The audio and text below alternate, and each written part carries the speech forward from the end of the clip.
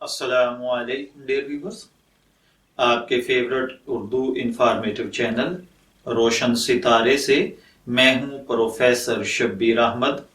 ہمارا آج کا ٹاپک ہے جناب حضرت ابو بکر صدیق رضی اللہ تعالی عنہ کی کوششوں سے اسلام لانے والے صحابہ کرام۔ بزرگان سیرت نے لکھا ہے کہ حضرت ابو بکر صدیق رضی اللہ تعالی عنہ مسلمان ہونے کے بعد اپنے پرانے رفقا اور دوستوں میں جس سے بھی ملتے اسے ہدایت کا راستہ اختیار کرنے کی ترغیب دیتے۔ واضح نشانات اور مضبوط دلائل کے ساتھ پیغمبر اسلام جناب نبی اکرم صلی اللہ علیہ وآلہ وسلم کی نبوت کی صداقت کو ان کے سامنے پیش کرتے۔ اکابر قریش اور عرب کے سرداروں کی ایک جماعت آپ کی مبارک ہمت کی برکت سے گمراہی کی وادیوں سے چشمہ ہدایت تک پہنچی تھی۔ حضرت ابو بکر صدیق رضی اللہ تعالی عنہ کی بیٹی اسماء بنت ابی بکر فرماتی ہیں کہ ہمارے ابا جان جس روز ایمان لائے گھر آئے اور ہم سب کو اسلام کی دعوت دی۔ جب تک ہم سب دائرہ اسلام میں داخل نہیں ہو گئے اور رسول اللہ صلی اللہ علیہ وآلہ وسلم کی تصدیق اور دین توحید کو قبول نہیں کر لیا، مجلس سے نہیں اٹھے۔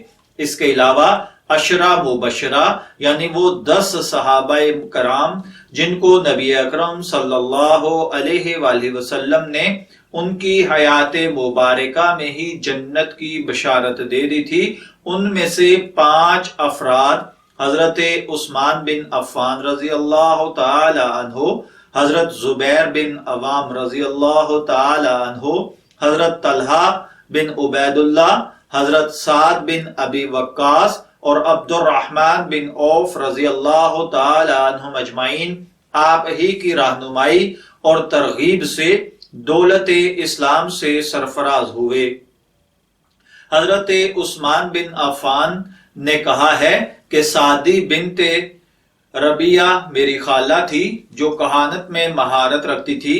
میں ایک روز ان کے گھر گیا تو اس نے مجھے کاہنوں کے انداز میں کہا، تمہاری 2 بیویاں ہوں گی، دونوں خوبصورت اور حسین، دونوں ایک دوسرے کے لائق، نہ تو نے ان سے پہلے عورت دیکھی ہوگی اور نہ انہوں نے خامد، یہ عورتیں ایک بڑے پیغمبر کی بیٹیاں ہوں گی۔ مجھے اس بات سے حیرانی ہوئی اور اسے ناممکن سمجھا۔ دوسری مرتبہ پھر اسی طور پر اس نے مجھے کہا کہ محمد بن عبداللہ صلی اللہ علیہ وآلہ وسلم مبعوث ہو گئے ہیں، لوگوں کو خدا کے دین کی طرف بلاتے ہیں، زیادہ مدت نہیں گزرے گی کہ تمام دنیا میں ان کی ملت کا نور پھیل جائے گا، جو شخص اس کی نافرمانی کرے گا اس کا سر قلم کر دیا جائے گا۔ میں نے جب اس سے یہ باتیں سنی، آپ کی محبت میرے دل میں پیدا ہوئی، میں متفکر ہو گیا۔ میرے اور ابو بکر کے درمیان میں دوستی تھی۔ 2 دن کے بعد ان کے پاس گیا اور اپنی خالہ کی بات ان سے بیان کی۔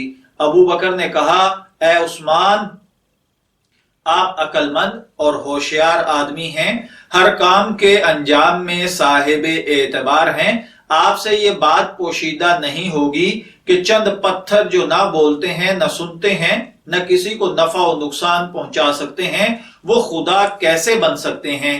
میں نے کہا، آپ نے درست فرمایا۔ آپ نے کہا، آپ کی خالہ نے سچ فرمایا۔ اللہ تعالیٰ نے جناب نبی اکرم صلی اللہ علیہ وآلہ وسلم کو مخلوق کی ہدایت کے لیے بھیجا ہے، غنیمت جان اور دولت ایمان حاصل کرنے میں تاخیر نہ کر۔ ہم اسی گفتگو میں تھے کہ پیغمبر ادھر سے گزرے، ساتھ میں علی بن ابی طالب بھی تھے۔ ابو بکر اٹھے اور رسول اللہ صلی اللہ علیہ وآلہ وسلم سے تنہائی میں بات کی۔ آپ تشریف لائے اور ہمارے نزدیک بیٹھ گئے، میری طرف متوجہ ہو کر فرمایا، اللہ تعالیٰ تجھے جنت کی مہمانی کے لیے بلاتا ہے، تو بھی اسے قبول کر۔ آپ کی بات نے فوراً میرے دل میں اثر کیا، میں نے کلمہ پڑھ لیا۔ اس کے بعد حضور نبی کریم صلی اللہ علیہ وآلہ وسلم کی صاحبزادی رقیہ بنت محمد سے شرف عقد حاصل ہوا۔ کئی مرتبہ مجھے اپنی خالہ کی بات یاد آئی۔ ان کے علاوہ ابو بکر صدیق رضی اللہ تعالی عنہ کی کوششوں سے اور رہنمائی سے ابو عبیدہ بن جراح، عثمان بن مظعون، ارقم بن ابو الارقم اور ابو سلمہ بن عبداللہ بن عبد الاسد اور دیگر صحابہ کرام اسلام میں داخل ہوئے۔ میں دعا گو ہوں کہ اللہ تعالی ہمیں ان روشن ستاروں کی پیروی کرنے کی توفیق عطا فرمائے۔ اجازت چاہیں گے، پھر ملیں گے کسی نئے ٹاپک کے ساتھ، تب تک کے لیے اللہ حافظ۔